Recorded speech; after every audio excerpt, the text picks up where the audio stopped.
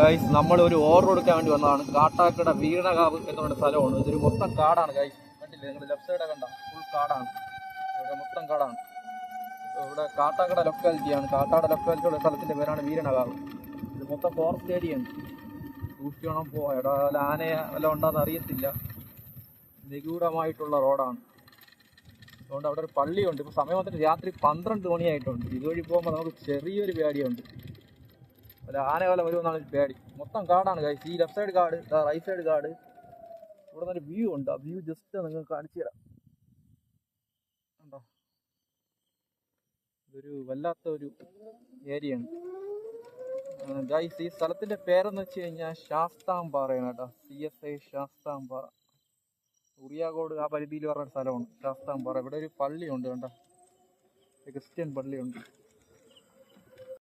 Guys നമ്മൾ റോഡെത്തിയില്ല. ഇത് main റോഡിൽ പോയാൽ നമുക്ക് കത്തി നേരെ കിള്ളിലോട്ട് കയറാൻ പറ്റുള്ളൂ.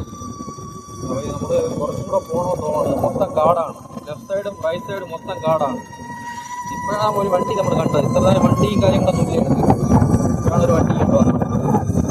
നമ്മളതാ വീണ്ടും ഒരു കാട്ടിൻ്റെ അകത്ത് നമ്മൾ വീണ്ടും പോയിക്കൊണ്ടിരിക്കുകയാണ്. ഇവിടെയൊന്നും വീടുകളൊന്നും ഇല്ല ഗൈസ്. ഇവിടെ എന്തെങ്കിലുമൊക്കെ വണ്ടി കംപ്ലൈൻറ്റ് ആയി കഴിഞ്ഞാൽ പണിയാണ്. എങ്ങനെ പോകാൻ പറ്റുമെന്നൊന്നും പറയാൻ പറ്റത്തില്ല. കാരണം മൊത്തം കാടാണ്. ടൗണിൽ തന്നെ ഇവിടുന്ന് ഏകദേശം 9 കിലോമീറ്റർ പോകണം ടൗണിൽ പോകണമെങ്കിൽ.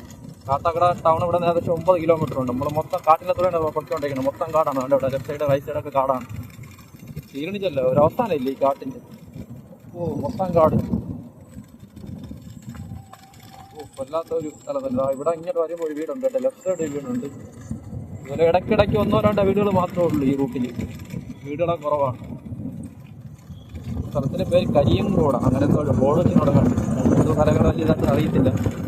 വലിയ കരിയങ്കോട് എന്നാണ് ഒരു പേര് എഴുതി വെച്ചിട്ടുണ്ട്. കരിയങ്കോട് എന്നാണ് തോന്നുന്നത് ഈ സ്ഥലത്തിൻ്റെ പേര്. അവിടെ ഒരു ക്രിസ്ത്യൻ ദേവാലയമുണ്ട് കേട്ടോ റൈറ്റ് സൈഡ്.